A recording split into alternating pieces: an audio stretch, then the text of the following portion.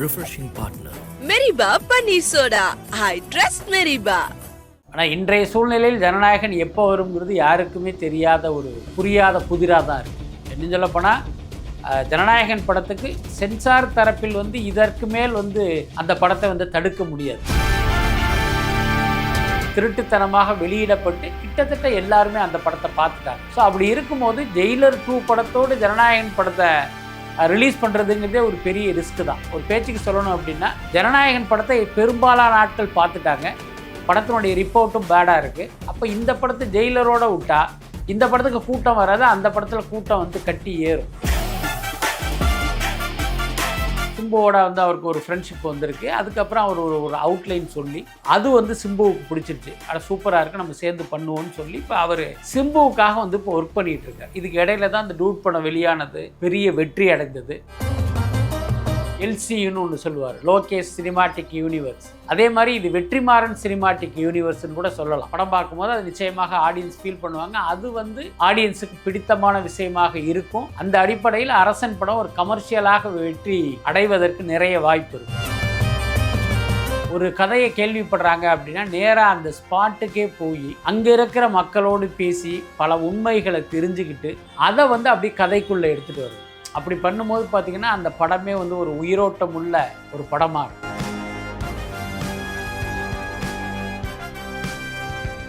Colour கண்ணாடி cricket voice மீடியாவை அடுத்து vlogabala சப்ஸ்கிரைப் பண்ணுங்க சார். இப்போது ஜனநாயகன் படம் பார்த்திங்கன்னா பொங்கலுக்கு வரும், அதுக்கப்புறமா தடை, அதுக்கப்புறமா அவர் ஆட்சி அமைந்த பிறகு வரும், அதுக்கப்புறமா தடை, அதுக்கப்புறமா இப்போ அவர் பிறந்த அந்த டைமில் ஏதாவது வருமானு எதிர்பார்த்தாங்க. இப்போ அதுவும் வரல. இப்போ ஜனநாயகன் எப்போ தான் சார் வரும்? ஆனால் இன்றைய சூழ்நிலையில் ஜனநாயகன் எப்போ வருங்கிறது யாருக்குமே தெரியாத ஒரு புரியாத புதிராக தான் இருக்குது. என்ன சொல்லப்போனால் ஜனநாயகன் படத்துக்கு சென்சார் தரப்பில் இதற்கு மேல் அந்த படத்தை தடுக்க முடியாது. தேர்தலுங்கிற ஒரு விஷயந்தான் அவங்க தடுக்க நினைத்ததற்கான ஒரு காரணம். தேர்தல் முடிஞ்சு ஒரு புதிய ஆட்சியை வந்துருச்சு. அப்போ எனக்கு தெரிஞ்சு சென்சார் ஜனநாயகனை இனியும் முடக்குவதற்கு எந்த முகாந்திரமும் இல்லை. நான் கேள்விப்பட்டது என்னென்னா, சென்சாரை பொறுத்த வரைக்கும் சர்டிஃபிகேட் கொடுப்பதற்கு தயாராக இருக்காங்க.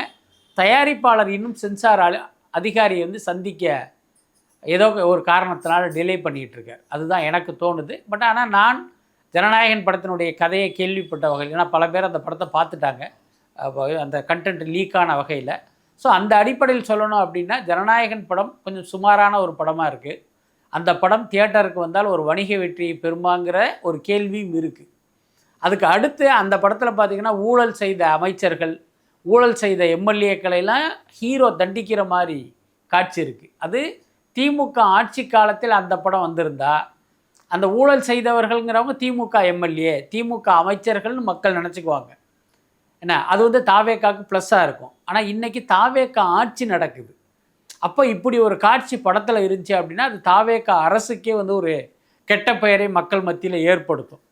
ஸோ இந்த காரணங்களின் அடிப்படையில் அந்த படத்தை அப்படியே கிடப்பில் போட்டுடலாம் அப்படிங்கிற முடிவுக்கு வந்துட்டாங்களோன்னு எனக்கு தோணுது. இது என்னுடைய யூகம்தான். அதுக்கு அடுத்து சமீபத்தில் நம்ம கேள்விப்பட்டது என்னென்னா, அந்த படத்தை வாங்கிய தமிழ்நாடு விநியோகஸ்தர்களுக்கு அந்த பணத்தை எல்லாம் திருப்பி கொடுக்க போகிறாங்க, அதுவும் விஜய் தரப்பிலிருந்தே கொடுக்குறாங்கங்கிற ஒரு தகவல் இருக்குது. ஸோ இதையெல்லாம் தொகுத்து பார்க்கும்போது ஜனநாயகன் படம் வருவதை விஜயே விரும்பவில்லையோ அப்படின்னு எனக்கு ஒரு சந்தேகம் இருக்குது. சார், இப்போ ஜனநாயகனே ஒன்றும் ரிலீஸ் ஆகலை, ஆனால் ஜனநாயகன் தீபாவளிக்கு வரும் அப்படின்ற மாதிரி சொல்கிறாங்க. அது கூட சேர்ந்து ஜெயிலர் 2வும் வரும் அப்படின்ற மாதிரி சொல்லிகிட்டு இருக்காங்க சார். அதான் இது ரசிகர்களுடைய எதிர்பார்ப்பு. அதாவது அதுக்கு மேலே அதை சொல்கிறதுக்கு ஒன்றும் இல்லை. அதான் எனக்கு தெரிஞ்சு பார்த்திங்கன்னா, ஜனநாயகன் படத்தை திரைக்கு கொண்டு வருவதில் அவர்களுக்கு ஏதோ ஒரு தயக்கம் இருக்குது. ஸோ அப்படி இருக்கும்போது தீபாவளிக்கு வருவது, ஜெயிலர் படத்தோடு வருவது அப்படிங்கிறதெல்லாம் இருக்குல்ல, அதெல்லாம் ஒரு அதீத கற்பனை தான். இன்னொன்று பார்த்திங்கன்னா, ஜெயிலர் எப்போ வருங்கிறதுலே ஒரு குழப்பம் இருக்குது. செப்டம்பர் 4ன்னாங்க, இப்போ அதிலிருந்து சில மாதங்கள் தள்ளி வைக்கப்படுது. அது அநேகமாக தீபாவளியாக இருக்கலாம். தயாரிப்பு நிறுவனமே அந்த தேதியை இன்னும் முடிவு பண்ணலை. ஸோ அப்படி இருக்கும்போது அந்த படத்தோடு ஜனநாயகன் மோதுது அப்படிங்கிறதெல்லாம் ஒரு கற்பனை தான். எல்லாத்துக்கும் மேலே நான் சொன்னது தான், அந்த கண்டென்ட்டு திருட்டுத்தனமாக வெளியிடப்பட்டு கிட்டத்தட்ட எல்லாருமே அந்த படத்தை பார்த்துட்டாங்க. ஸோ அப்படி இருக்கும்போது ஜெயிலர் 2 படத்தோடு ஜனநாயகன் படத்தை ரிலீஸ் பண்ணுறதுங்கிறதே ஒரு பெரிய ரிஸ்க்கு தான். ஒரு பேச்சுக்கு சொல்லணும் அப்படின்னா, ஜெயிலர் 2ங்கிறது ஒரு ஃப்ரெஷ்ஷான படம், யாருமே பார்க்கல. நிச்சயமாக அந்த படத்துக்கு தான் பெரிய கூட்டம் இருக்கும். ஜனநாயகன் படத்தை பெரும்பாலான ஆட்கள் பார்த்துட்டாங்க, படத்தினுடைய ரிப்போர்ட்டும் பேடாக இருக்குது. அப்போ இந்த படத்தை ஜெயிலரோடு விட்டா இந்த படத்துக்கு கூட்டம் வராது, அந்த படத்தில் கூட்டம் வந்து கட்டி ஏறும். அப்போ என்ன ஆகும் அப்படின்னு கேட்டால் விஜய் வந்து ரஜினியிடம் தோற்று விட்டார் அப்படின்னு ஒரு பேர் வந்துடும். அதனால் அந்த ரிஸ்கை இவர்கள் எடுக்க மாட்டார்கள் அப்படின்னு தான் நினைக்கிறேன். ரஜினி 173 இந்த படம் வந்து பார்த்தீங்கன்னா சுந்தர் சி எடுக்கிற மாதிரி இருந்துச்சு.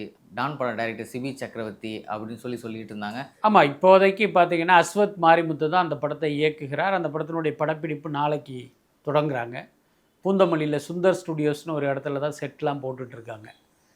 இன்றைக்கி கூட எங்களுடைய வலைப்பேச்சில் கூட அதை பற்றி சொல்லியிருக்கோம். கிட்டத்தட்ட ஒரு 15லிருந்து 18 நாட்கள் அதனுடைய படப்பிடிப்பு நடக்க போகுது.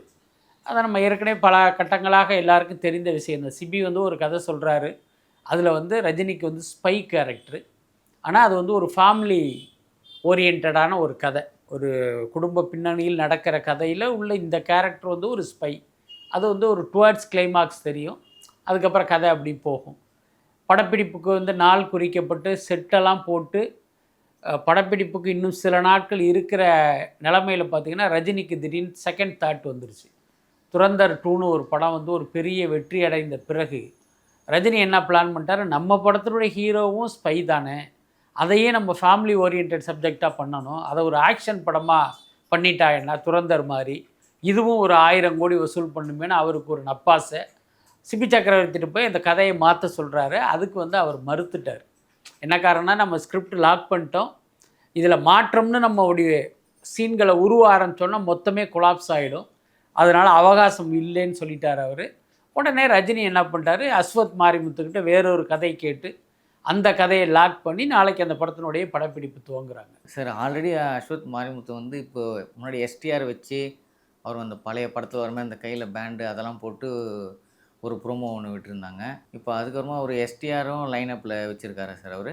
ஆமாம், அஸ்வத் மாரிமுத்து பார்த்திங்கன்னா நீங்கள் சொன்ன படம் வந்து இந்த காட் ஆஃப் லவ் அப்படின்னு ஒரு படம். அது வந்து ஏஜிஎஸ் தயாரிப்பில் அஸ்வத் மாரிமுத்து இயக்க சிம்பு நடிக்கிறதா இருந்தது. அந்த படத்தில் சந்தானமும் கூட நடிக்கிறதா இருந்தது. ஸோ அந்த படத்தினுடைய படப்பிடிப்புக்கு இன்னும் சில மாதங்கள் இருக்கிற நிலமையில் ப்ரீ ப்ரொடக்ஷன் ஒர்க் தான் போயிட்டு இருந்தது. அப்போ தான் அந்த ரஜினி பட வாய்ப்பு அவருக்கு வந்தது. அவர் உடனே பார்த்தாரு, சிம்புவை வைத்து இயக்குவதை விட ரஜினி படத்தை இயக்கணும்னா தன்னுடைய மார்க்கெட் வந்து இன்னொரு படி மேலே போகுங்கிறதுனால அந்த படத்தை அப்படி பெண்டிங் வச்சுட்டு இப்போ ரஜினி படத்துக்கு வந்துட்டார். அநேகமாக ரஜினி படத்தை முடித்து விட்டு மீண்டும் வந்து அவர் சிம்பு படத்துக்கு போவாருன்னு நினைக்கிறேன். அடுத்து டியூட் படம் டைரக்டரும் எஸ்டிஆர் வச்சு அடுத்து ஒரு மூவி ஒன்று எடுக்க போகிறதா பேசிகிட்டு இருக்காங்க சார். அடுத்தமா அவருக்கு அரசன் இருக்குது, இதுவுமே கன்ஃபார்ம் ஆகி மூவ் ஆகிற மாதிரி எதுவும் தெரியலையே சார்.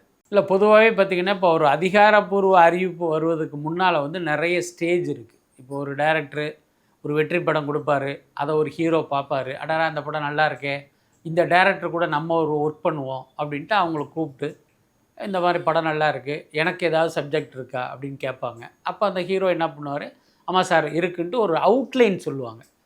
இப்போ இந்த ஹீரோ என்ன பண்ணுவாங்க, அந்த அவுட்லைன் அடரா சூப்பராக இருக்குது, இதை நீங்கள் டெவலப் பண்ணிட்டு வாங்க அப்படின்னு அனுப்பிச்சிருவாங்க. இப்போ இவர் போய் உட்காந்து அந்த படத்தில் அந்த ஒரு அவர் சொன்ன அந்த அவுட்லைனை ஒரு ஃபுல் ஸ்கிரிப்டாக ரெடி பண்ணிவிட்டு மறுபடியும் வந்து சொல்லுவார். அப்படி சொல்லும் போது அந்த ஸ்கிரிப்ட் இவருக்கு பிடிச்சிருந்துச்சி அப்படின்னா அந்த டைரக்டரோட இவங்க ட்ராவல் பண்ணுவாங்க. ஒருவேளை அவுட்லைன் கேட்டால் அது இம்ப்ரெஸ் பண்ண மாதிரி இந்த ஸ்கிரிப்ட் இல்லை அப்படின்னா, இல்லைங்க ஒரு பெட்டரான ஸ்கிரிப்டாக எடுத்துகிட்டு வாங்க, இதில் செகண்ட் ஹாஃப் சரியில்லை அல்லது ஃபஸ்ட் ஹாஃப் சரியில்லை அல்லது ஏதோ ஒரு ஏரியா வந்து அந்த படத்தில் ரொம்ப வீக்காக இருக்குது, இதெல்லாம் நீங்கள் சரி பண்ணி எடுத்துகிட்டு வாங்கன்னு திருப்பி அனுப்பிச்சிடுவாங்க. ஸோ இதெல்லாம் ஒத்து வரும்போது தான் அது வந்து ஒரு ப்ராஜெக்டாக மாறும். இப்போ நீங்கள் சொன்ன அந்த டூட் டைரக்டர் கீர்த்தீஸ்வரன், அவரை பொறுத்த வரைக்கும் பார்த்திங்கன்னா அந்த படம் பண்ணும்போதே சிம்புவை வந்து அவர் அப்ரோச் பண்ணியிருக்காரு. சிம்புவோட வந்து அவருக்கு ஒரு ஃப்ரெண்ட்ஷிப் வந்திருக்கு. அதுக்கப்புறம் அவர் ஒரு அவுட்லைன் சொல்லி அது வந்து சிம்புவுக்கு பிடிச்சிருச்சு, ஆனால் சூப்பராக இருக்குது, நம்ம சேர்ந்து பண்ணுவோன்னு சொல்லி இப்போ அவர் சிம்புவுக்காக வந்து இப்போ ஒர்க் பண்ணிகிட்ருக்கார். இதுக்கு இடையில தான் அந்த டூட் படம் வெளியானது, பெரிய வெற்றி அடைந்தது. உடனே சிவகார்த்திகேயன்லாம் அவரை துரத்த ஆரம்பிச்சிட்டாரு, அடரா சூப்பரான ஒரு படம் பண்ணிட்டீங்க, நம்ம சேர்ந்து பண்ணுவோம் அப்படின்லாம் அவருக்கு ஆஃபர் கொடுத்தாரு. பட் அவரை பொறுத்த வரைக்கும் ஹானஸ்ட்டாக சொல்லிட்டார், இல்லைங்க அடுத்து வந்து சிம்பு கூட தான், நான் ஏற்கனவே அதை கமிட் பண்ணிட்டேன் அப்படின்னு சொல்லிவிட்டு இப்போ அந்த ஒர்க் பண்ணிகிட்ருக்காங்க. மைத்திரி மூவி மேக்கர்ஸ் தயாரிக்கிறாங்க. பட் அதே நேரம் அந்த படம் எப்போ அப்படிங்கிறது எந்த உத்தரவாதமும் இல்லை. என்ன காரணம்னா, இப்போ அரசன் படத்தில் நடிச்சுக்கிட்டு இருக்காரு சிம்பு. அவருடைய பிளான் படி இந்த படத்தை முடிச்சுட்டு அஸ்வத் மாரிமுத்து படம்ங்கிறது தான் அவருடைய மைண்டில் இருந்த லைனப். ஆனால் இப்போ திடீர்னு அஸ்வத் வந்து ரஜினி படத்துக்கு போனதுனால் அரசன் படம் முடிச்சுட்டு வரும்போது அவர் அவைலபிளாக இருப்பாரான்னு தெரியாது. ஏன்னா ஒருவேளை அந்த ரஜினி 173 முடியலைன்னு வச்சுக்கோங்க, அப்போ கண்டிப்பாக சிம்பு படத்தை அவரால் பண்ண முடியாது. அப்போ என்ன பண்ணுவார்னா அஸ்வத் படத்தை நம்ம பிறகு பண்ணுவோம் அப்படின்ட்டு கீர்த்தீஸ்வரன் படத்தை இவர் பண்ணுறதுக்கு வாய்ப்பு இருக்குது. அதனால் இன்றைக்கி பார்த்திங்கன்னா இது எல்லாமே ஒரு ஆரம்ப கட்டத்தில் இருக்குது, அப்படி தான் சொல்லணும். தேசிங்கு பெரியசாமியும் எஸ்டிஆர் கிட்ட அப்ரோச் பண்ணியிருக்க மாதிரி சொல்லியிருக்காங்களே சார். அதாவது தேசிங்கு பெரியசாமி இயக்கத்தில் சிம்பு ஒரு படம் நடிக்கிறதா இருந்தது. அதுதான் சிம்புவுடைய 50வது படம். Okay sir. அஸ்வத் மாரிமுத்து இயக்கத்தில் நடிக்கிறது சிம்புவுடைய 51வது படம். ஆனால் அன்ஃபார்ச்சுனேட்லி அந்த 50வது படமே நடக்கலை. அறிவிப்பு வந்ததோடு அந்த படம் ட்ராப் ஆகிடுச்சு. என்ன காரணம் அப்படின்னா, முதல்ல அந்த படத்தை வந்து லைக்கா தயாரிக்கிறதா இருந்தாங்க. அப்புறம் பட்ஜெட் ஜாஸ்தின்ட்டு அவங்க பின்வாங்கிட்டாங்க. அதுக்கப்புறம் ராஜ்கமல் ஃபிலிம்ஸ், கமல்ஹாசனுடைய ராஜ்கமல் தயாரிக்கிறதா இருந்து அந்த போஸ்ட் ப்ரொடக்ஷன்லாம் நடந்துச்சு. ஷூட்டிங் போகிறோம் நாங்கள் திடீர்னு பார்த்தா அவங்களும் பின்வாங்கிட்டாங்க. அதுக்கப்புறம் சிம்பு என்ன பண்ணார்னா ஆத்மன் ப்ரொடக்ஷன்ஸ்னு அவர் ஒரு கம்பெனி ஆரம்பித்து அதன் மூலமாக அந்த படத்தை பண்ணலாங்கிற மாதிரி அவர் பிளான் பண்ணார். கடைசியில் அதுவும் ஒர்க் அவுட் ஆகலை. அதுக்கு அப்புறமா தான் இப்போ இவங்க 2 பேருமே பேசி ஒரு முடிவுக்கு வந்தது என்ன அப்படின்னா, எனக்கும் வந்து படம் வந்து ரொம்ப நாள் ஆச்சு, இப்போ நீங்களும் ஒரு படம் பண்ண ஒரு டைரக்டராக இருக்கீங்க, அதனால் இப்போ 150 கோடி 200 கோடினா யாரும் வரமாட்டாங்க. அதனால் நீங்கள் என்னென்னா நீங்கள் வேற ஒரு படத்தை போய் பண்ணிட்டு வாங்க, நான் வேற ஒரு படத்தை பண்ணிட்டு வரேன்னு 2 பேரும் நகர்ந்துட்டாங்க. ஸோ இப்போ உள்ள நிலைமை என்ன அப்படின்னா, மணிகண்டனை வைத்து தேசிங்கு பெரியசாமி ஒரு படம் பண்ண போகிறார். அந்த படத்தை பண்ணி முடிச்சுட்டு தான் அவர் வந்து சிம்பு படத்துக்கே வரப்போகிறார். இதுக்கடையில் சிம்பு அரசன், கீர்த்தீஸ்வரன் படம், அஸ்வத் மாரிமுத்து படத்தையெல்லாம் முடித்த பிறகு வேணால் இவங்க மீண்டும் இணைவதற்கு வாய்ப்பு இருக்குது. அதர்வைஸ் இன்றைய சூழ்நிலையில் அந்த படம் வருவதற்கான வாய்ப்புங்கிறது ரொம்ப குறைவு. என்ன காரணம் அப்படின்னா, அந்த படத்தினுடைய பட்ஜெட்டே கிட்டத்தட்ட 150 கோடி 200 கோடி. அப்போ இன்றைக்கி சிம்புவுக்கு பார்த்திங்கன்னா அவ்வளோ பிஸ்னஸ் கிடையாது. எல்லாத்துக்கும் மேலே சிம்பு நடித்து படம் வெளியாகி ரொம்ப நாள் ஆச்சு, அவர் வெற்றி கொடுத்தும் பல வருஷம் ஆச்சு. ஸோ இந்த கட்டத்தில் இவரை நம்பி ஒரு 200 கோடி ரூபா போடணும் அப்படின்னா எந்த தயாரிப்பாளரும் முன் வர மாட்டாங்க. நீங்கள் யோசிச்சு பாருங்கள், லைக்கா, ஏஜிஎஸ், அதுக்கப்புறம் ராஜ்கமல் இவங்களே பின்வாங்கியிருக்காங்க அப்படின்னா வேறு யார் இவரை வச்சு தயாரிக்க வர முடியும்? அது இன்றைக்கு தமிழ் சினிமா தயாரிப்பாளர்கள் யாரும் சொந்த பணத்தில் படம் எடுக்கிறவங்க கிடையாது, கடன் வாங்கி படம் எடுக்கிறவங்க. அப்போ கடன் வாங்குங்கிறது ஒரு ஃபைனான்சியர்கிட்ட போய் இந்த ஹீரோ வச்சு பண்ணுறேன், இத்தனை கோடியில் பண்ணுறேங்கும் போது அந்த ஃபைனான்சியரே இந்த அமௌண்ட்டுக்கு ஒத்துக்க மாட்டாங்க. சிம்புவுக்கு அவ்வளோ பிஸ்னஸ் இல்லை, அதனால் 100 கோடி 200 கோடியெலாம் எங்களால் கொடுக்க முடியாதுன்னு தான் கண்டிப்பாக சொல்லுவாங்க. அதனால் சிம்பு வந்து ஒரு கமர்ஷியல் வெற்றி கொடுத்த பிறகு வேண்டுமானால் இந்த படம் வர்றதுக்கு வாய்ப்பு இருக்கே தவிர அதுக்கு முன்னால் வந்து இந்த ப்ராஜெக்ட் டேக் ஆஃப் ஆகாதுன்னு தான் நினைக்கிறேன். அதான் சார், இப்போ நீங்கள் சொன்னீங்களே சார், அவர் இத்தனை படம் லைனப்பில் வச்சுருக்காரு சார், இதில் எது அவருக்கு வந்து கம்பேக்காக இருக்கும்னு நீங்கள் நினைக்கிறீங்க? கம்பேக் கொடுப்பாரா? இல்லை, அதற்கான நம்பிக்கையை கொடுக்குற படம் வந்து அரசன் தான். என்ன காரணம் அப்படின்னா, அது வந்து ஒரு வெற்றிமாறன் படம். வெற்றிமாறன் படம்னாலே அவர் எத்தனை ஃப்ளாப் கொடுத்தாலும் அவர் மீது வந்து ஆடியன்ஸுக்கு ஒரு நம்பிக்கை இருக்குது. நிச்சயமாக அந்த படத்துக்கு ஒரு ஓப்பனிங்கும் இருக்கும். அதுக்கடுத்து இது வந்து வடசென்னை பேக்ட்ராப்பில் நடக்கிற ஒரு மசாலா படம், ஒரு ஆக்ஷன் படம். எல்லாத்துக்கும் மேலே ஏற்கனவே வெற்றிமாறன் இயக்கிய வடசென்னைங்கிறது ஒரு மிகப்பெரிய வெற்றி படம். ஸோ வடசென்னையுடைய பார்ட் 2 இல்லைனாலும் இது வடசென்னையுடைய ஃப்ரான்ச்சைஸ் தான் அது. அப்போ அந்த படத்தை போய் பார்ப்பவங்களுக்கு, பார்க்குற ஆடியன்ஸுக்கு அந்த வடசென்னையுடைய ரெஃபரன்ஸ் எல்லாம் நிறையா இருக்கும். இப்போ உதாரணத்துக்கு பார்த்திங்கன்னா, இப்போ லோகேஷ் கனகராஜ் வந்து எல்சியூன்னு ஒன்று சொல்லுவார், லோகேஷ் சினிமாட்டிக் யூனிவர்ஸ். அதே மாதிரி இது வெற்றிமாறன் சினிமாட்டிக் யூனிவர்ஸ்னு கூட சொல்லலாம். படம் பார்க்கும்போது அது நிச்சயமாக ஆடியன்ஸ் ஃபீல் பண்ணுவாங்க. அது வந்து ஆடியன்ஸுக்கு பிடித்தமான விஷயமாக இருக்கும். அந்த அடிப்படையில் அரசன் படம் ஒரு கமர்ஷியலாக வெற்றி அடைவதற்கு நிறைய வாய்ப்பு இருக்குது. நீங்கள் சொல்கிற மாதிரி சிம்புவுக்கு வந்து அது ஒரு கம்பேக் படமாக இருக்கும், அதில் எந்த மாற்றமும் இல்லை. வெங்கட் பிரபு அவர்கள் சென்னை 28 பார்ட் 3 எடுக்கிறதா வந்து ஒரு நியூஸ் ஒன்று வந்துட்டுருக்கு சார், அது உண்மைதானா? ஆமாம், அந்த செய்தியை நாங்கள் தான் பிரேக் பண்ணோம். ஆக்சுவலி பார்த்திங்கன்னா, கோட் படத்துக்கு பிறகு வெங்கட் பிரபு சிவகார்த்திகேயனை வச்சு ஒரு படம் பண்ணுறதா இருந்தது. ரொம்ப வெளிப்படையாக சொல்லணுன்னா, கோட் படத்துக்கு முன்பே இவர் சிவகார்த்திகேயனை வச்சு ஒரு படம் இயக்குவதற்கு தான் கமிட்டாகி இருந்தார். இந்த நிலமையில தான் திடீர்னு பார்த்திங்கன்னா கோட் பட வாய்ப்பு வந்தது. அதனால் சத்யஜோதி ஃபிலிம்ஸே இவருடைய கால் ஷீட்டை வந்து விட்டு கொடுத்தாங்க. விஜய் படம் பண்ணிட்டு வாங்க, விஜய் படத்தினுடைய டைரக்டருங்கிற அடிப்படையில் நாங்கள் சிவகார்த்திகேயன் படத்தை ஒரு பெருசாக பிஸ்னஸ் பண்ணுவோங்கிற நம்பிக்கையில் விட்டு கொடுத்தாங்க. ஆனால் கோட் படத்துக்கு பிறகு வெங்கட் பிரபுக்கு பார்த்திங்கன்னா ஒரு பெரிய அளவில் மார்க்கெட் ஏறலை. என்ன காரணம், விஜயனுடைய படங்கள்லேயே ஒரு மொக்க படமாக கோட் படம் இருந்ததால் இந்த டைரக்டருக்கு வந்து ஒரு பெரிய வேல்யூ வரலை. அதுக்கடுத்து கோட் படத்தினுடைய வெற்றி குறித்து நிறைய பேருக்கு வந்து 2 விதமான கருத்து உண்டு. நீங்கள் போய் விஜய் ரசிகர்கிட்ட கேட்டால் அதை வெற்றி படம்னு சொல்லுவாங்க. காமன் ஆடியன்ஸை கேட்டால் அது படம் சுமார் தான், கண்டிப்பாக அது படம் ஃப்ளாப்புங்கிற மாதிரி சொல்லுவாங்க. ஸோ இதுதான் நிலவரம். அதனால் இவருக்கு வேறு எந்த ஹீரோவும் இவர் இயக்கத்தில் நடிக்கிறதுக்கு முன் வரலை. அது மட்டும் இல்லை, இவர் இயக்கத்தில் நடிக்க கமிட்டாக இருந்த சிவகார்த்திகேயன் மெல்ல இவர்கிட்டேருந்து நகர்ந்துட்டார். என்னென்னா, இவர் விஜயை வச்சே வந்து இப்படி ஒரு மொக்க படத்தை கொடுத்துட்டாரு, இப்போ நாம் இவர்கிட்ட மாட்டினா என்ன ஆகுறதுங்கிறது தான் ஒரிஜினல் காரணம்.